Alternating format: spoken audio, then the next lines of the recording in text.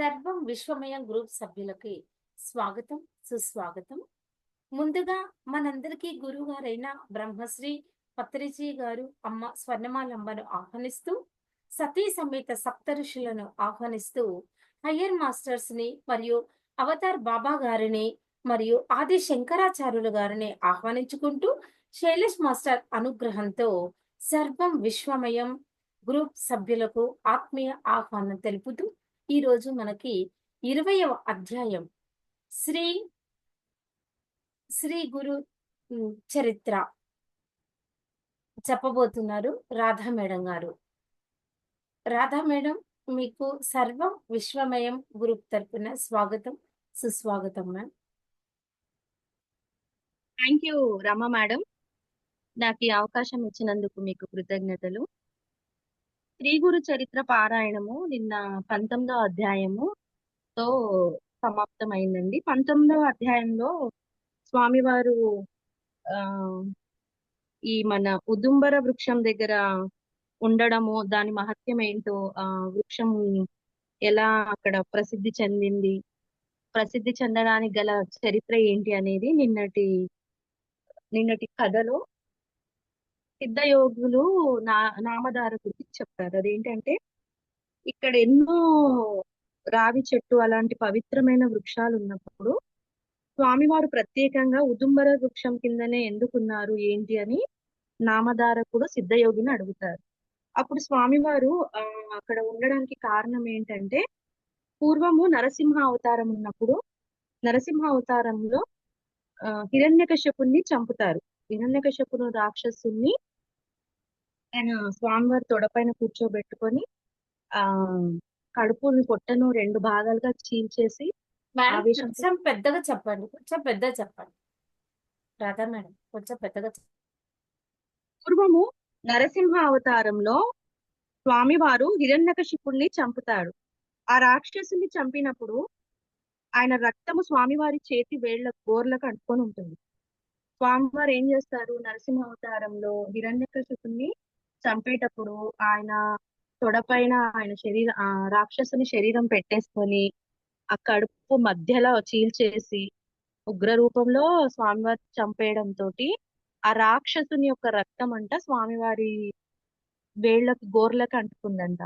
అప్పుడు ఆ మంట స్వామి భరించలేకపోయారంట. ఎంతగానో విపరీతంగా ఆ గోర్లలో ఆ రక్తం అంటుకోవడం వల్ల మంటలు పుట్టసాగాయంట. సో అప్పుడు ఏం చేస్తుందంటే, సరస్వతి అమ్మ ఆ మేడి పండ్లతోటి ఆకులతోటి దాన్నంతా తూడ్చేసి ఆయన బాధకు ఉపశమనాన్ని కలిగిస్తది. అప్పుడు అలా తూడ్చడం వల్ల స్వామివారి బాధ నివారించబడుతుంది. కాబట్టి స్వామి ఎంతో సంతోషించి ఆ వృక్షంతో ఏమన్నారంట, నిన్ను పూజించిన వారికి అన్ని పాపాలు నశించి కోరిన కోరికలు నెరవేరుతాయి. నీ దగ్గర జపము ధ్యానము చేసిన వాళ్ళకి అధిక ఫలం కూడా కలుగుతుంది అనేసి దీవించారంట. నీ అందే నేను లక్ష్మీదేవి మేమిద్దరము నీ దగ్గరే ఉంటాము అని స్వామివారు ఆ చెట్టుకి అభయం ఇచ్చారంట. అలాగా ఆ ఉదుంబర వృక్షం కింద స్వామివారు ఉండడం జరిగింది అనేసి సిద్ధయోగి నామధారకుడికి చెప్తాడు. ఆ తర్వాత అక్కడి నుంచి స్వామివారు అమరేశ్వరుని సన్నిధిలోకి వెళ్ళిపోతారు. అక్కడ అమరేశ్వర స్వామి ఉంటారు, సాక్షాత్ పరమశివుడు అన్నమాట. అక్కడ క్షేత్రం దగ్గర అక్కడ అంటే 40 మంది వరకు యోగినులు రోజు రావడము, ఆ ఉదుంబర వృక్షం కింద ఉన్న స్వామి వారిని దర్శనం చేసుకోవడము, పూజలు చేయడము, ధ్యానం చేసుకోవడము, మళ్ళీ వాళ్ళు ఆ అక్కడ నుంచి వెళ్ళిపోవడం ఇలా రోజు జరుగుతుందంట. ఇలా జరగడం చూసేసి ఈ బ్రాహ్మణులు ఏంటి స్వామివారి భిక్షకు రావట్లేదని అనుకుంటున్నారంట. అప్పుడు వాళ్ళల్లో ఒకడిని, అసలు ఏం జరుగుతుంది, స్వామివారు మధ్యాహ్నం భిక్షకు రావటం లేదు, ఏంటో చూసి రాపోమని పంపించారంట. అప్పుడు ఒక బ్రాహ్మణుడు వెళ్ళి ఇదంతా గమనిద్దాం అనుకునేసరికి ఆయనకు భయం పుట్టుకుందంట. అమ్మో, ఇలా చూడడం వల్ల నాకేం జరుగుతుందో అనేసి భయపడిపోయి ఆయన పారిపోతాడు. అప్పుడు అక్కడ ఆ క్షేత్రానికి దగ్గరలోనే గంగానూజుడు అనే ఒక వ్యక్తి ఉండేవాడు. అతను ఏం చేసేవాడంటే, ఆయన పొలానికి కాపలా కాస్తూ ఉండేవాడు. అయితే ఆయన ఒక రోజు ఒక అద్భుతమైన దృశ్యం చూశాడంట. అదేంటంటే నది. ఆ నదిలో ఏమైందంటే, ఆ నది దగ్గరంట అది నది రోజు నది మధ్య భాగం రెండుగా చీలుతుందంట. రెండుగా చీలేసి అందులోంచి కొందరు యోగినులు వస్తున్నారంట బయటికి వచ్చి ఆ స్వామి ఉన్న ఉదుంబర వృక్షం కింద స్వామి వారు ఉంటారు కదా, అక్కడికి వెళ్ళి స్వామి వారిని పూజ చేసుకొని మళ్ళీ అక్కడ జపాలు ధ్యానాలు ఇవన్నీ చేసుకొని ఆయనకి ఆతిథ్యం ఇచ్చి మళ్ళా తర్వాత అక్కడ నుంచి వెళ్ళిపోతున్నారంట. ఈ దృశ్యం చూశాడంట అతను, గంగానూజునుడు అనే వ్యక్తి. చూసి ఆయన ఆశ్చర్యపోయాడంట, ఏంటి ఇదేంటి ఇలా జరుగుతుంది అనేసి. తెల్లారి మళ్ళీ రెండో రోజు కూడా వెళ్ళి చూశాడంట. మళ్ళీ సేమ్ అలానే జరుగుతుందంట. మూడో రోజు కూడా వెళ్ళాడంట. ఈ దృశ్యం ఏంటి అసలు, ఇది ఈ వింత ఏంటి, అసలు ఏం జరుగుతుంది అనేసి ఆయన ఏం చేశాడంట, ఇంకొంచెం వెంబడించి చూశాడంట, ముందుకెళ్ళి చూస్తాడంట. గమనిస్తూ గమనిస్తూ ముందుకెళ్తే ఆ ఎక్కడైతే ఆ నది రెండుగా చీలుతుందో ఆ మధ్య ప్రాంతంలోనంట ఒక దివ్య మందిరం కనిపించిందంట. ఆ దివ్య మందిరములో స్వామివారు కూర్చొని ఉన్నారంట. ఎలా, స్వామివారి ఆసనం ఎలా ఉందంట, రత్నాలతోటి వజ్రాలతోటి వైడూర్యాలతోటి అలంకరించబడిన సింహాసనం మీద స్వామివారిని కూర్చోబెట్టి వాళ్ళు విందు భోజనాన్ని ఇచ్చి జపం చేసుకొని ధ్యానం చేసుకుంటున్నారు. మళ్ళీ తిరిగి వెళ్ళిపోతున్నారంట. మళ్ళీ స్వామివారు తిరిగి వచ్చేసి ఆ వృక్షం దగ్గరికి వెళ్ళిపోతున్నారంట. ఇది ఇలా చూసినప్పుడు స్వామి ఒకరోజు చూసారంట ఈయనని. చూసి ఎవరు అసలు నువ్వు, ఎక్కడి నుంచి వచ్చావు అని గట్టిగా అడిగారంట ఆ గంగానూజుని. అప్పుడు అతడు భయపడిపోయి, స్వామి నేను ఇక్కడే ఉంటాను, ఈ పొలం నాది, ఇక్కడ నేను కాపలా కాస్తూ ఉంటాను, నాకు ఈ దివ్యమంగళ రూపం దర్శనమైంది, నన్ను క్షమించండి, నేను ఇలా చూడడం తప్పే వేడుకుంటాడంట. వేడుకుంటే స్వామి అంటాడు, సరే ఈ విషయం నువ్వు ఎవరికి చెప్పకు అని చెప్పిన తర్వాత, అది చెప్తే కనుక నువ్వు చనిపోతావు అనేది స్వామి. సరే అని ఈయన ఏం చేశాడు, ఈయన ఇంటికి వెళ్ళిపోతున్నాడంట. తిరిగి అతను ఇంటికి వెళ్ళిపోతున్నాడు. వెళ్ళిపోయేటప్పుడు ఆయన దారి మధ్యలో ఒక లంకె బిందె దొరుకుతుంది, నిధి ఉన్న బిందె దొరుకుతుంది. అది తీసుకొని సంతోషంగా ఉండసాగిండు. మళ్ళీ ఆయన ఏం చేస్తాడు, ఆయన భార్య ఆయన రోజు స్వామివారిని దర్శించుకోవడము ఇలా జరుగుతూ ఉంది. అప్పుడు ఆయన ఏం అడుగుతారు, స్వామి ఆ ఇక్కడ ఏంటిది, కాశీ, ప్రయాగ ఇలాంటి పుణ్యక్షేత్రాలు ఉన్నాయి కదా, ఇవి నేను చూడలేదు, వీటి మహిమానిత్వ క్షేత్రం యొక్క మహత్యం నాకు చెప్పండి, వీటిని చూడాలంటే ఎలా మరి ఏంటి అని అడుగుతాడంట.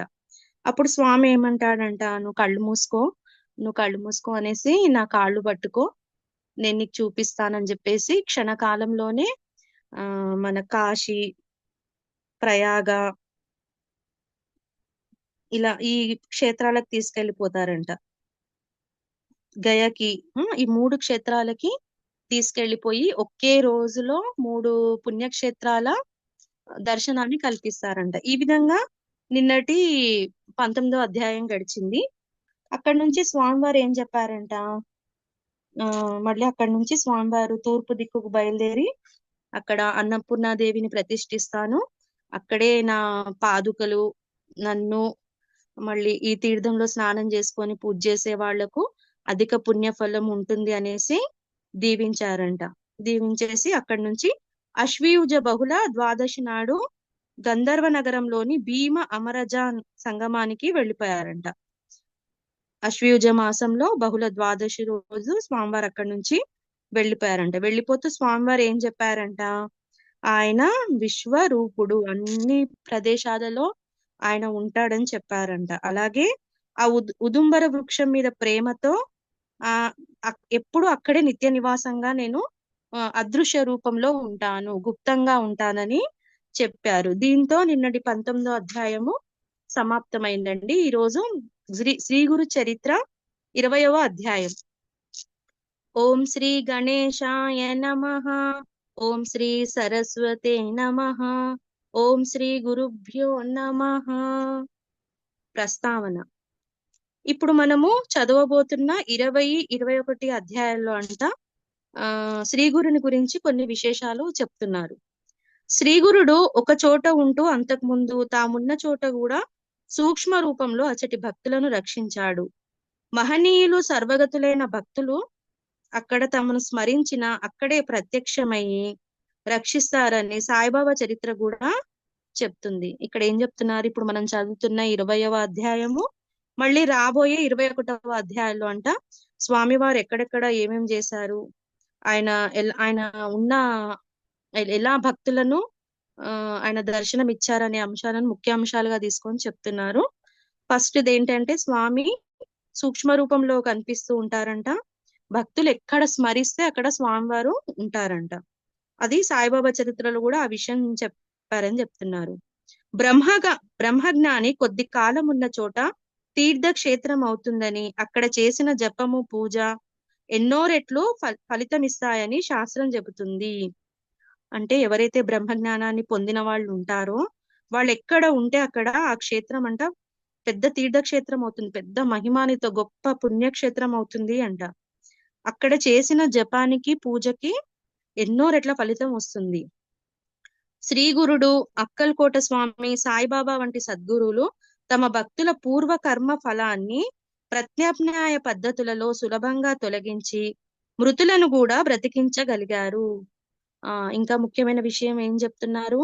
శ్రీ గురుడు, అక్కల్కోట స్వామి, సాయిబాబా ఇలాంటి సద్గురువులు అంట వీళ్ళు ఏం చేశారంట, భక్తులకున్న కర్మలను వాళ్ళు ఆ కర్మ ఫలాలను అనుభవిస్తున్న పద్ధతిలో అంట వాటిని సులభంగా తొలగింపజేశారంట. భక్తులకు ఎక్కువగా బాధ కలిగించకుండా వాళ్ళు ఆ గురువుని ఆశ్రయించినప్పుడు వాళ్ళ బాధలు సులభంగా తొలగించి, ఇంకొక విశేషం ఏంటంటే మృతులను కూడా బ్రతికించారు. చనిపోయిన వాళ్ళను కూడా స్వామివారు బ్రతికించారంట. సాయిబాబా గాని, అక్కల్కోట స్వామి గాని, శ్రీ గురుడు గాని బ్రతికించారని చెప్తున్నారు.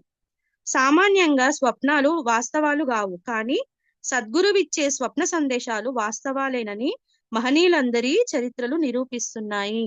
మామూలుగా మనం పడుకున్నప్పుడు మనకు ఎన్నో కలలు వస్తుంటాయి కదా, అవన్నీ నిజంగా ఉండవు, నిజాలు కావు. కానీ ఎవరికైతే సద్గురువులు స్వామివారు స్వప్నంలో సందేశాల రూపంలో ఎవరైతే స్వప్నంలో స్వామి సాక్షాత్కారిస్తారో అలాంటి వాళ్ళందరికీ ఏమనిపిస్తుందంటే మహనీయులైన ఈ స్వామివారి చరిత్రలు నిజమే అని నిరూపించబడుతున్నాయంట. సద్గురువు స్థూల రూపంలో లేకున్నా భక్తులు ఎప్పుడైనా వారి అనుగ్రహము పొందవచ్చును. స్వామివారు కనిపించకున్నా గాని భక్తులు తలిచిన తడువుగానే స్వామివారు వాళ్ళకి ఆయన అనుగ్రహాన్ని ప్రసాదిస్తూ ఉంటారు అని చెప్తున్నారు. నామధారకుడికి శ్రీగురుని అనుగ్రహము లభించినట్లే నామధారకుడికి కూడా స్వామివారి అనుగ్రహం లభించింది. ఎందుకంటే ఆయన సిద్ధయోగి ద్వారా స్వామివారి మహత్యాలు, స్వామివారి లీలలన్నీ తెలుసుకుంటున్నారు అంటే అది కూడా అనుగ్రహమే కదా స్వామివారిది. కనుక శ్రద్ధతో ఈ గ్రంథం పఠించే వారి ఎదుట శ్రీ దత్తస్వామి ప్రసన్నుడై ఉంటాడని గుర్తుంచుకోవాలి. అంటే ఇక్కడ ఏం చెప్తున్నారు, ఎవరైతే భక్తి శ్రద్ధలతో ఈ గ్రంథాన్ని చదువుతారో పఠిస్తారో వారికి స్వామివారు తప్పకుండా ప్రసన్నుడై ఉంటారని మనము గుర్తించాలి అని చెప్తున్నారు. కథ ఆరంభం. ఇప్పుడు ఇక్కడ స్టోరీ స్టార్ట్ అవుతుంది. నామధారకుడు సిద్ధమునికి నమస్కరించి, స్వామి, శ్రీగురుడు గంధర్వపురానికి వెళ్ళిన తర్వాత కూడా అమరపురంలోని ఉదుంబర వృక్షం క్రింద నివసిస్తూ భక్తుల కోరికలు నెరవేరుస్తున్నారని చెప్పారు కదా, అటువంటి అనుభవము ఎవరికైనా కలిగిందా అని అడిగాడు. సిద్ధముని సంతోషించి ఇలా చెప్పాడు.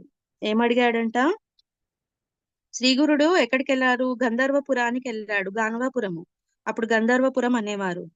మళ్ళీ అక్కడి నుంచి మళ్ళీ తర్వాత అమరాపురంలోని ఉదుంబర వృక్షము.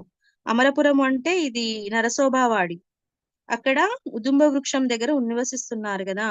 అప్పుడు భక్తులు ఎవరైనా వాళ్ళ కోరికలు నెరవేరుస్తున్నారు కదా, అలాంటి కొన్ని అనుభవాలు మాకు చెప్తారా స్వామి అని అడుగుతున్నారంట. ఆ ప్రదేశాలలో భక్తులకు కోరిన కోరికలు, వారి అనుభవాలు ఏమైనా ఉంటే చెప్పండి అని అడుగుతున్నాడు.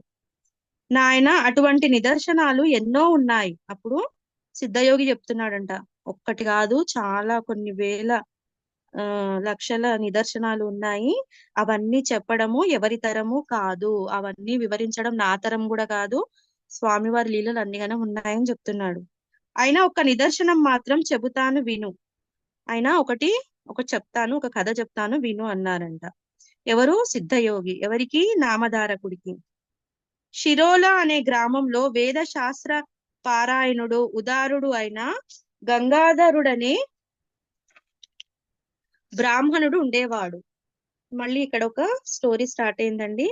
ఆ షిరోలా అనే గ్రామంలో అంట వేదాలు పారాయణ చేసిన గొప్ప గంగాధరుడు అనే బ్రాహ్మణుడు ఉన్నాడంట.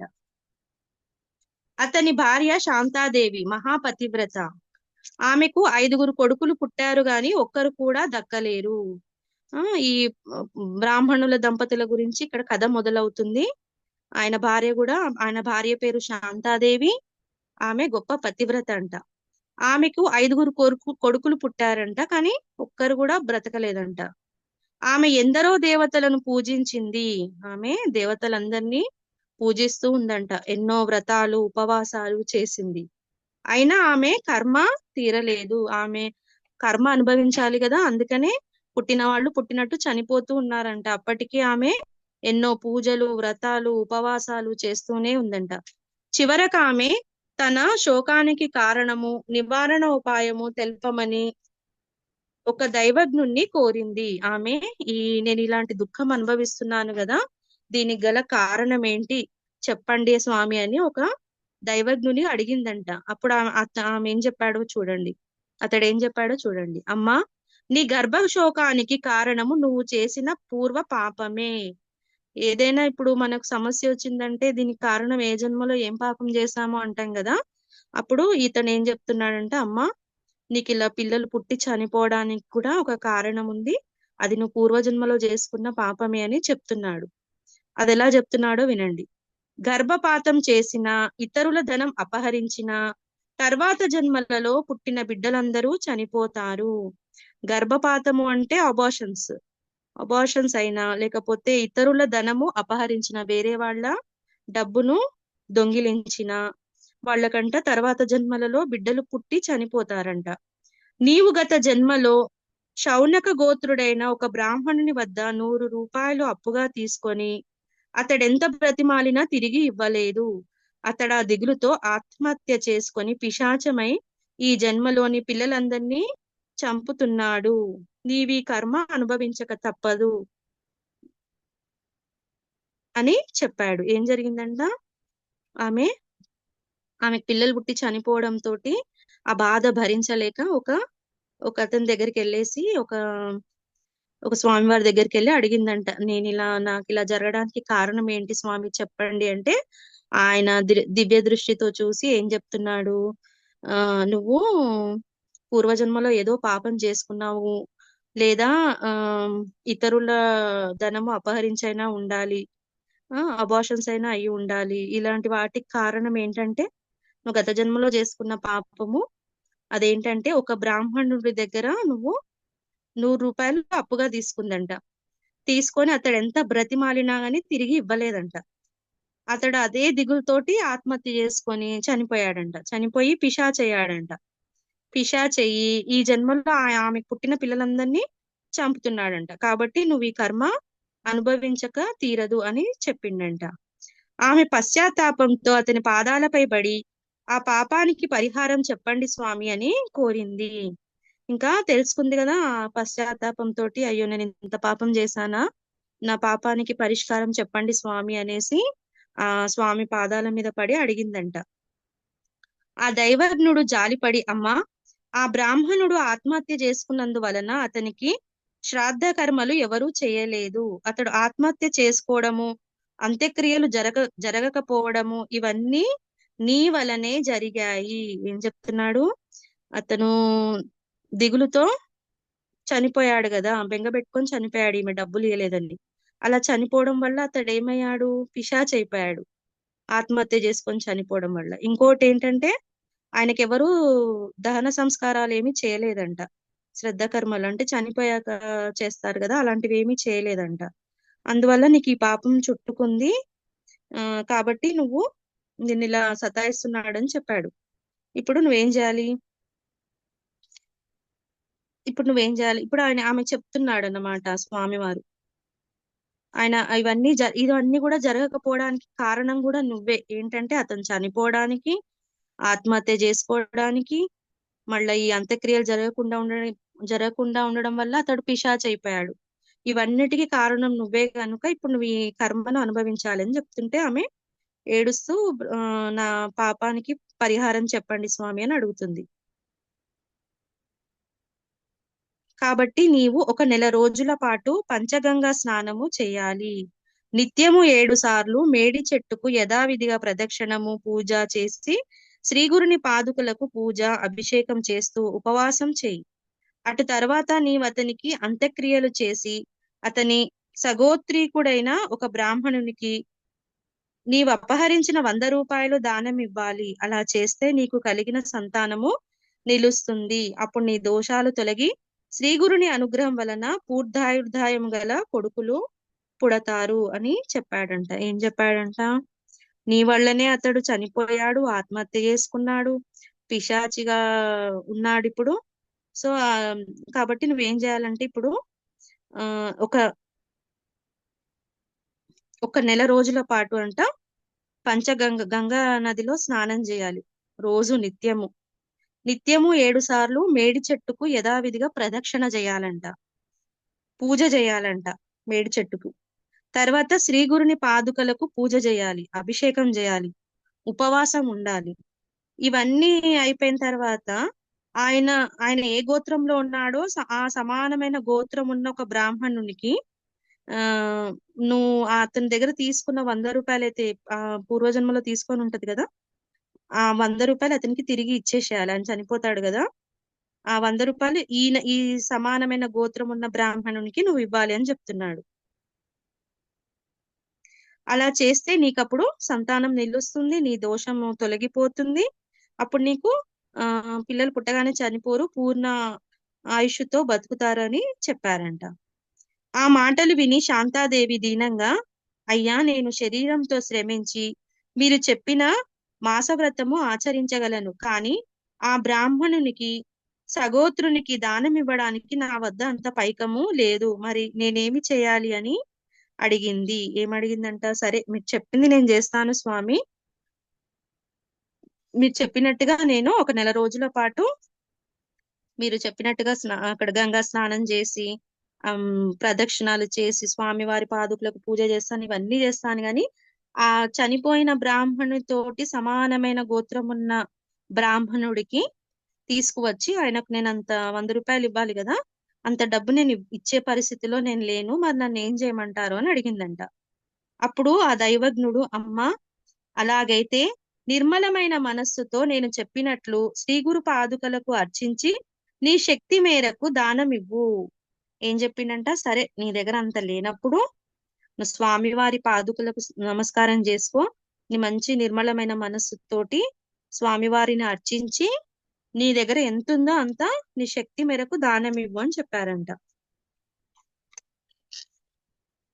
ఆ ఉదుంబర వృక్షంలో నిత్య నివాసం చేస్తున్న శ్రీగురుడు పరమ దయామూర్తి గనుక నీ భక్తికి మెచ్చి నీ పాప పరిహారం చేస్తారు అని చెప్పారు.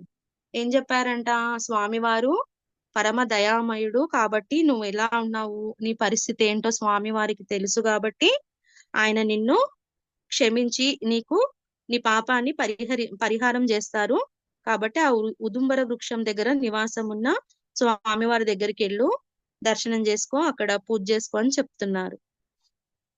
అప్పుడు శాంతాదేవి పంచగంగ సంగమానికి వెళ్లి దీక్షగా వ్రతం ఆచరించని ఆరంభించింది. 3వ రోజు ఆమె ప్రదక్షిణం చేసి నీరసంతో పడుకోగా కునుకు పుట్టి స్వప్నం వచ్చింది. కలలో ఆ పిశాచం కనిపించి ఆమెను భయపెట్టి తన సొమ్ము తిరిగి ఇవ్వకుంటే ఆమె వంశం నాశనం చేస్తానని ఆమె మీదకు దూకాడు. ఏం జరిగిందంట? సరే అతను చెప్పినట్టుగా చేయడానికి శాంతాదేవి ముందుకు వచ్చింది. వచ్చి మళ్ళీ అక్కడ గంగా సంగమానికి వెళ్ళి స్నానం చేసుకొని దీక్షను వ్రతాన్ని ఆరంభించింది. అట్లా చేస్తూ చేస్తూ 2 రోజులైంది. 3వ రోజు అయ్యేసరికి ఏమైంది?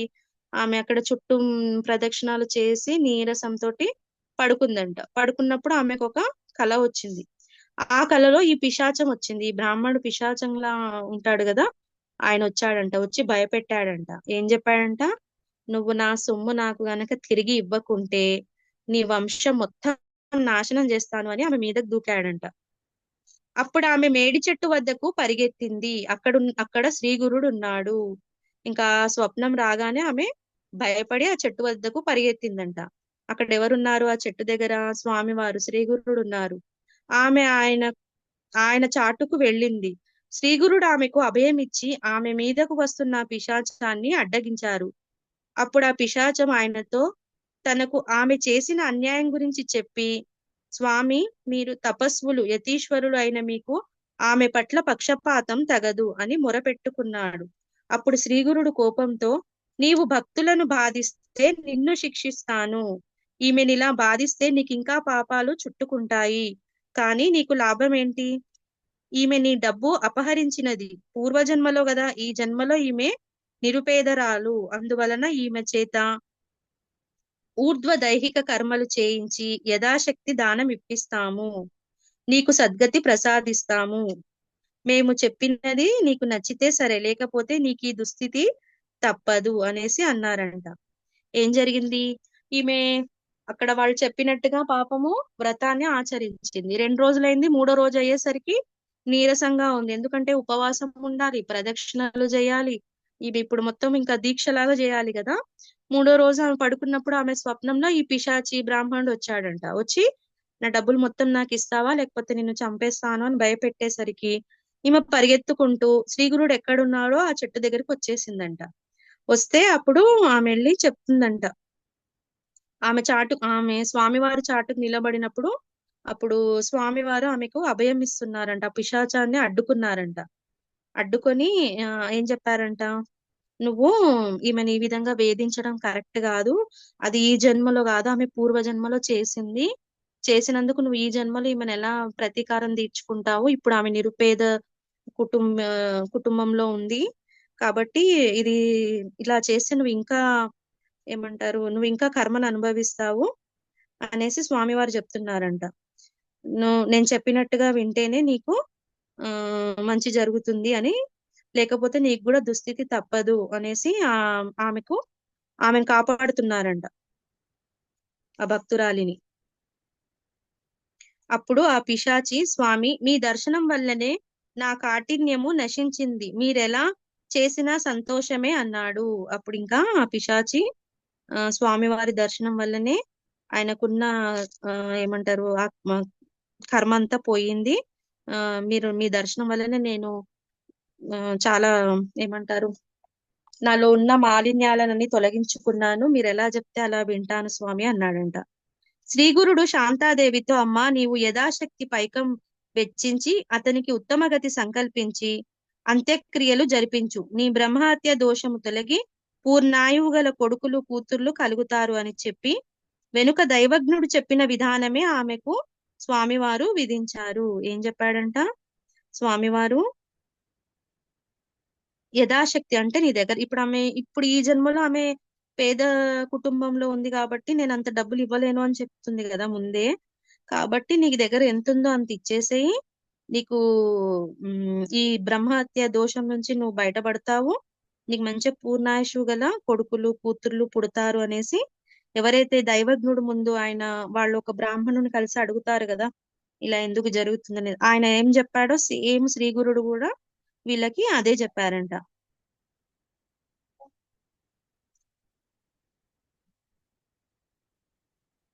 ఆమె నిద్ర లేచి సంతోషంతో స్వామి చెప్పినట్లే చేసి 16వ రోజున ఆ బ్రాహ్మణునికి ఊర్ధ్వదైహిక కర్మ చేయించింది. ఆమెకు బ్రహ్మహత్య దోషము, ఆ బ్రాహ్మణునకు పిశాచత్వము తొలగిపోయాయి. ఇప్పుడు ఈ దాన సంస్కారాలు ఇలాంటివన్నీ జరగలేవు కదా, అలాంటివన్నీ ఆయన శరీరము పిశాచత్వం నుంచి బయటపడేలాగా ఆమె అవన్నీ కర్మాలు చేయించిందంట అది తొలగిపోవడానికి. అప్పుడు ఆ బ్రాహ్మణుని చంపిన దోషం నుంచి ఆమె బయటపడింది. మళ్ళీ ఆ పిశాచత్వం ఉన్న బ్రాహ్మణునికి కూడా ఆ పిశాచత్వము తొలగిపోయిందంట. తర్వాత మరొక రోజున శాంతాదేవికి శ్రీగురుడు కలలో కనిపించి 2 కొబ్బరికాయలు ఆమె ఒడిలో వేసి, అమ్మా, నీ వ్రతం పూర్తి అయింది కదా, పారణకు ఈ కాయలు వాడుకో. నీకు నిస్సందేహంగా వేద విధులు పుడతారు అని చెప్పారంట. ఇప్పుడు ఇదంతా తొలగిపోయింది కదా, ఈ దోషం అంతా ఆమె నివృత్తి చేసుకుంది కదా. చేసుకున్న తర్వాత స్వామివారు ఏం చేశారంట, శ్రీగురుడు ఆమెకు స్వప్నంలో కనిపించారంట. కనిపించి ఒక 2 కొబ్బరికాయలు ఆమె ఒడిలో వేశారంట. వేసి నీ వ్రతం పూర్తయిన తర్వాత నువ్వు ఈ కొబ్బరికాయలను వాడుకో అని చెప్పి ఆ ఇచ్చారంట. అప్పుడు ఇంకోటి ఏం చెప్పారు, నీకు ఇప్పుడు నిస్సందేహంగా వేద విధులు పుడతారు, మంచి పుత్రులు పుడతారు నీకు అని చెప్పారంట. ఆమె నిద్ర లేచి చూచేసరికి నిజంగా ఆ రెండు ఫలాలు ఆమె ప్రక్కనే ఉన్నాయి. ఇదంతా స్వామివారు కలలో చెప్పారు. ఆమె పడుకొని లేచేసరికి నిజంగా రెండు కొబ్బరికాయలు కనిపించాయంట. అవి వెంటనే ఆమె వెంటనే ఆ కళ గురించి తన భర్తకు చెప్పింది. ఆ దంపతులు సంతోషించి స్వామి చెప్పినట్లు ఆ కొబ్బరికాయలను పూజించి వాటి పారణకు ఉపయోగించారు. తర్వాత కొద్ది కాలానికి ఆమెకు ఇద్దరు మగపిల్లలు కలిగారు. స్వామివారు స్వప్నంలో కనిపించి ఏ విధంగా అయితే చెప్పారు సేమ్ అలాగే జరిగిందంట. ఆమెకు కలలో ఒడిలో రెండు కొబ్బరికాయలు పెట్టినట్టుగా వచ్చింది. తర్వాత నువ్వు పూజలో ఈ కొబ్బరికాయలు వాడుకో అని చెప్పారు. అదే ఆమె నిద్ర లేచి చూసేసరికి నిజంగా ఆమె దగ్గర రెండు కొబ్బరికాయలు కనిపించాయంట. ఆమె వాళ్ళ భర్తతో చెప్పిందంట, నాకు ఇలా జరిగింది అని. చెప్పిన తర్వాత వాళ్ళు స్వామి చెప్పినట్లుగా ఆ పూజలో దాన్ని ఉపయోగించుకున్న తర్వాత వాళ్ళకిద్దరు మగపిల్లలు పుట్టారంట. పెద్ద పిల్లవాడికి 7 సంవత్సరాలు, రెండో వానికి 3 సంవత్సరాలు రాగానే పెద్దవానికి ఉపనయనము, రెండో వానికి చౌల సంస్కారము చేయాలని ముహూర్తము నిర్ణయించారు. ఇద్దరు పిల్లలు పుట్టారు. మొదటి పిల్లవాడు 7 సంవత్సరాలు ఉన్నాడు, రెండో పిల్లగాడు 3 సంవత్సరాలు ఉన్నారు. వీళ్ళకి ఏం చేస్తున్నారు, పెద్దవానికి ఉపనయనం చేస్తున్నారు, రెండో ఆయనకేమో పుట్టు వెంట్రుకలు తీయిస్తున్నారన్నమాట. వాటికి ఒక ముహూర్తము నిర్ణయించుకున్నారంట. ఆ దంపతులు అన్ని ఏర్పాట్లు చేసుకున్నారు. ఆ ముహూర్తానికి ముందు రోజున పెద్దవాడికి అకస్మాత్తుగా ధనుర్వాతం వచ్చి మరుసటి రోజు సాయంత్రము సూర్యాస్తమయం కల్లా అతడు చనిపోయాడు. ఆ ఈ ముహూర్తం పెట్టుకొని వీళ్ళకి ఉపనయనము, వెంట్రుకలు తీయడము, పుట్టెంట్రుకలు తీయడము ఇలాంటివన్నీ కార్యాలు పెట్టుకునేసరికి అనుకోకుండా ఏమైందంట, పెద్దవాడికి ధనుర్వాతం వచ్చిందంట. ధనుర్వాతం రోగం వచ్చేసి ఇతడు తెల్లారి సాయంత్రం కల్లా చనిపోయాడంట. ఆ తల్లి శోకంతో తలను నేల కొట్టుకున్నది, గుండెలు బాదుకున్నది. చివరకు ఆ బాధ తట్టుకోలేక స్పృహ తప్పి పడిపోయింది. ఇంకా ఆమె పుట్టక పిల్లలు పుట్టారు. పుట్టిన తర్వాత మంచి ముహూర్తాలు పెట్టి వాళ్లకు శుభకార్యాలు చేద్దాం అనుకునే సమయానికి పెద్ద కొడుకు చనిపోవడం తోటి ఇంకా ఆమె తల నేల కొట్టుకొని గుండెలు బాదుకొని బాధ తట్టుకోలేక ఏడుస్తూ ఏడుస్తూ స్పృహ తప్పి పడిపోయిందంట. తిరిగి స్పృహ రాగానే బిడ్డలను తలుచుకొని అతని శవంపై పడి ఇలా శోకించింది. మళ్ళీ స్పృహ రాగానే పిల్లోని దగ్గరికి వెళ్ళిపోయి ఆయన శవం మీద పడి ఏడుస్తుందంట. నాయన, మా ప్రాణ రక్షకుడవు, వంశోద్ధారకుడవు అయిన నీవు మమ్మలను విడిచిపోవడానికి నీ మనసు ఎలా అంగీకరించింది? 5 బిడ్డలను పోగొట్టుకున్న నేను నిన్ను చూడగానే ఆ శోకము మరచాను. శ్రీగురుడు వరమిచ్చినందువల్ల నీ పైన ఆశలన్నీ పెట్టుకున్నాను. ఏమని ఏడుస్తుందంట, 5 పిల్లలు పుట్టాక నువ్వు మాకు కలిగావు, నీ మీద ఎన్నో ఆశలు పెట్టుకున్నాను, అందులో శ్రీగురుడు మాకు వరం కూడా ఇచ్చారు, నీకు అసలు మమ్మల్ని వదిలిపెట్టి పోవాలని ఎలా మనసు ఒప్పిందని ఇంకా ఆమె బాధగా ఏడుస్తుందంట. అప్పుడు అక్కడికి జనులు ఇలా ఆమెను ఓదార్చారు. అమ్మా, నువ్విలా ఏడ్చినందువల్ల నీ పిల్లవాడు మళ్ళీ బ్రతుకుతాడా? మృత్యు దేవతలకు, ఋషులకు, రాక్షసులకు, అవతార పురుషులకు కూడా మృత్యువు దేవతలకు, ఋషులకు, రాక్షసులకు, అవతార పురుషులను కూడా వదిలిపెట్టదు. మానవుల మనమెంత, మనకెలా తప్పుతుంది, నువ్వు ఆలోచించు ఇలా దుఃఖించవద్దు అని అన్నారంట. అప్పుడు అక్కడ ఉన్న జనాలందరూ ఆమెను ఓదారుస్తున్నారంట. నువ్వు ఇట్లా ఏడుస్తే నీ పిల్లోడు మళ్ళీ బ్రతుకుతాడా?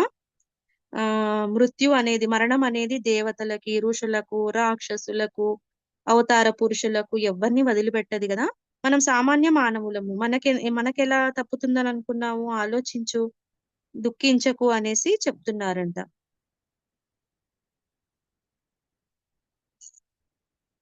అప్పుడు ఆమె ఏమందంటే, నాకు దాపురించిన పిశాచ భయాన్ని పోగొట్టి సాక్షాత్తు శ్రీగురుడే ప్రసాదించిన ఈ ఫలము విఫలం ఎందుకు అవ్వాలి? నేను కూడా ఈ బిడ్డకు తోడుగా ప్రాణమైనా విడుస్తాను అని ఎంతో పట్టుదలగా బదులు చెప్పింది. ఆమె ఏం చెప్తుందంట, స్వామివారు నాకు ఈ వరం ఇచ్చారు, ఈ పిల్లవాడు ఉంటాడు, బ్రతుకుతాడు అని చెప్పాడు కదా, మరి ఈ ఇచ్చిన ఫలము విఫలమైంది, ఈ వరము నాది ఇలా అయిపోయింది, కాబట్టి నేను కూడా ఈ బిడ్డతో పాటే నా ప్రాణాన్ని విడుస్తాను అనేసి ఏడుస్తుందంట. ఆమె శ్రీగురుని స్మరించి, స్వామి, త్రిమూర్తి స్వరూపులైన మీరు సత్య సంకల్పులని నమ్ముకున్నా. నాకు ఇదేమి గతి? నేను మీరు చెప్పినట్లు ఈ ఉదుంబర వృక్షాన్ని సేవించినందుకు ఫలితం ఇదేనా? నా విషయంలో మీరు విశ్వాసఘాతకులయ్యారు. పిశాచ బాధ తొలగించమని మిమ్మల్ని శరణు పొందిన నాకు ఇదేమి ఫలితము? ఏమంటుందంట, ఇంకా స్వామివారు గుర్తుకొస్తున్నారు.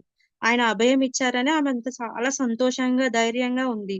ఇంతలో ఈ అబ్బాయి చనిపోవడం వల్ల ఇంకా ఆమెకు శ్రీగురుడు గుర్తుకొచ్చి స్వామివారితోటి ఇలా మాట్లాడుతుంది. ఏమని అంటుంది, నాకు మీరు ఇచ్చిన ఫలితం ఇదేనా?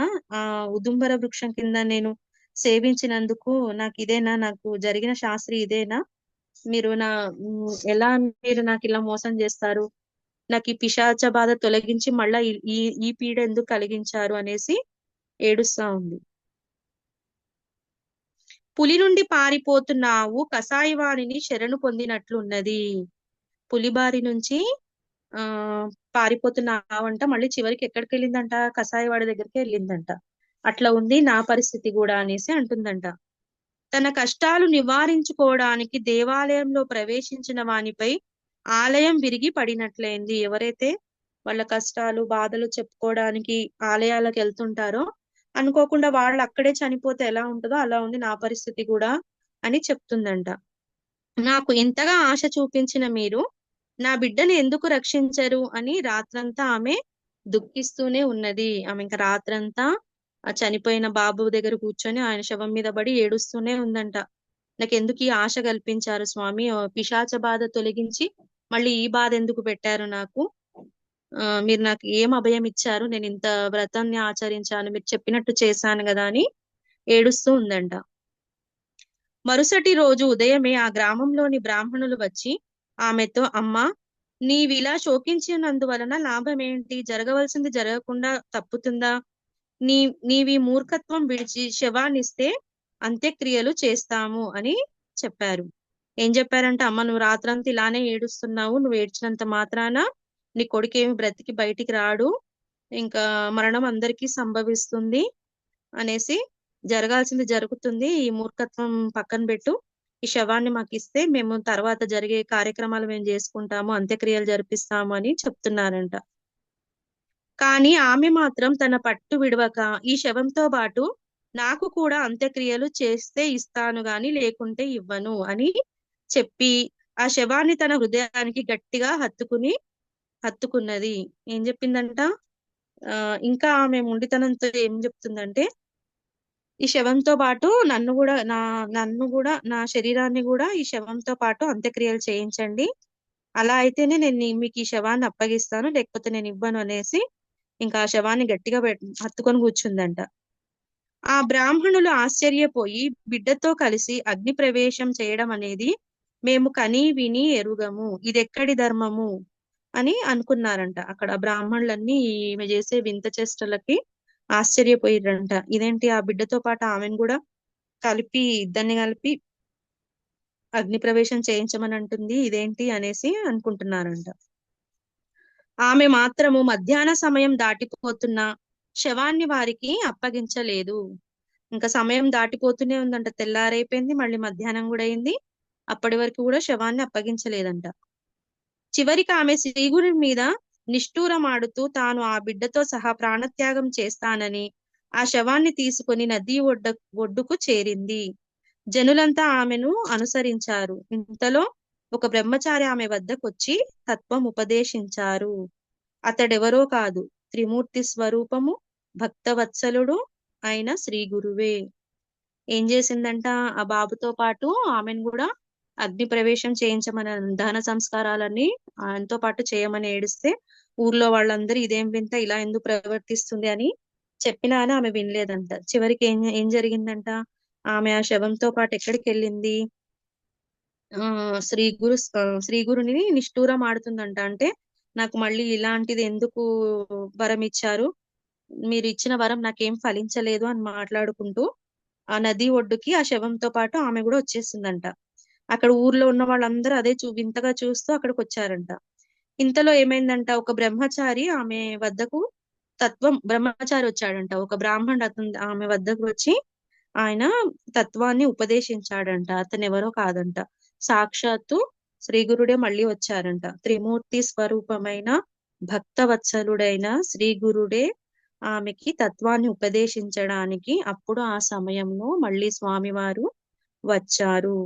ఇక్కడితో ఈ శ్రీ గురు 20వ అధ్యాయము సమాప్తము.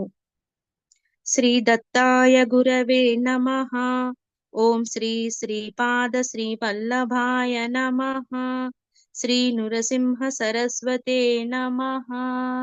లోకా సమస్తా సుఖినో భవంతు.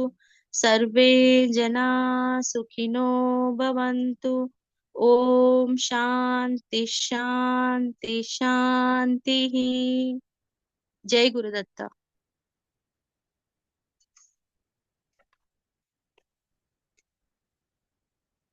బాగుంది మ్యామ్. రాధ మేడం ఆ, తన కుమారుడు చనిపోతే తల్లి ఏ విధంగా అతనితోనే ఉంటాను అంటే ఎంత ప్రేమను పెంచుకుంది అతని పైన అని బాగుంది. అంటే ఈ అధ్యాయంలో నామధారకుడు అడుగుతారు కదా, ఉమ్. ఉతుంబర వృక్షం దగ్గర ఏమేం మహిమలు జరిగాయో చెప్పమంటే చాలా జరిగాయి, కానీ అందులో ఒక చిన్న కథను చెప్తాననేసి ఈ కథను చెప్పారన్నమాట సిద్ధయోగి. కానీ అది చెప్పడం కూడా ఆయన తరం కాదంట, అన్ని జరిగాయంట. ఈ చెప్పారు కదా, చనిపోయిన వాళ్ళని కూడా స్వామివారు బతికిస్తారు. ఇప్పుడు నెక్స్ట్ అధ్యాయం చూడాలి మనం ఏం జరుగుతుందో అనేది. ఈ కథలో ఇంకొకటి ఏంటంటే ఎవరి దగ్గరైనా అప్పు తీసుకుంటే ఇవ్వకపోతే ఎలా ఉంటుంది, ఏమవుతారు అంటే కొంతమంది చాలా మంది ఇవ్వరు అనుకుంటున్నా అంటే అలా ఉంటారు కదా. ఉమ్ అంటే రుణానుబంధం రూపేణ పశుపతే సుతాలయ అన్నట్టుగా అసలు రుణం అనేది ఉంచుకోకూడదు అని అంటారు. అంతే, అలా చేయడం వల్లనే కదా అతడు బెంగ పెట్టుకొని పిశాచ్ అయిపోతాడు, ఆత్మహత్య చేసుకొని. మళ్ళీ ఆయన ఆమెను వేధించడం, కలలో రావడము, నెక్స్ట్ నెక్స్ట్ ఇంకా జన్మలో ఆ, కంటిన్యూయేషన్ ఆమెకి మళ్ళీ అది. ఆమెకి పిల్లలు కూడా అంటే నిలవకపోవడం, దానికి కారణము ఎంతమంది, ఒకరు కాదు ఇద్దరు కాదు 5 పిల్లలైనా కూడా నిలవకుండా ఉండడం తనకి అంటే తను చేసినటువంటి ఏ జన్మలో చేసిన పాపం అయినా కూడా ఈ జన్మలో ఇలా అనుభవించాల్సి వస్తుంది. అంతే కదా, కర్మ వదిలిపెట్టదు కదండి. చాలా బాగుంది. రీజన్ ఏదో ఒకటి ఉంటది, ఏదైనా జరగట్లేదు ఏదో ఉంది అంటే దాని వెనకాల కారణం ఉంటదని ఉమ్. చెప్తున్నారు స్వామి. అప్పుడు కూడా ఆయన ఇంకా వేధిస్తూనే ఉంటాడు కల్లో కనిపించి, నా డబ్బులు నాకు ఇచ్చేసేయ్ అంటే మళ్ళీ స్వామి చెప్తారు కదా, అది ఎప్పుడో పూర్వజన్మలో జరిగింది, ఇప్పుడు ఆమెను వదిలిపెట్టేసే, ఇప్పుడు ఆమె ఆ పరిస్థితిలో లేదు అంటే అప్పుడు వింటాడు.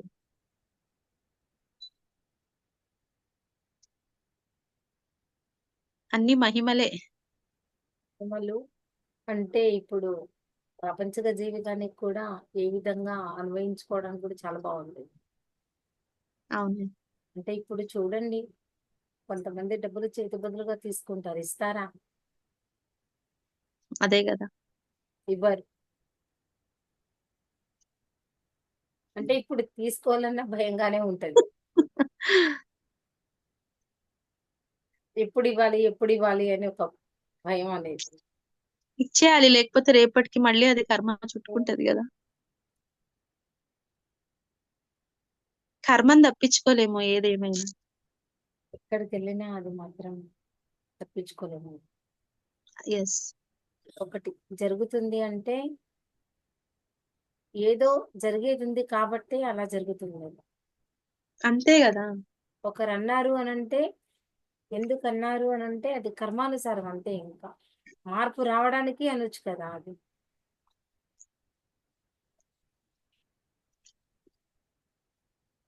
అవును madam. Okay ma'am, session end చేసుకుందామా? ఓకే. సర్వం విశ్వమయం సభ్యులందరికీ ప్రతిరోజు సాయంత్రం 8 గంటల నుంచి 9 గంటల వరకు ఉంటుంది. మళ్ళీ రేపు మనం చేసుకుంటాము.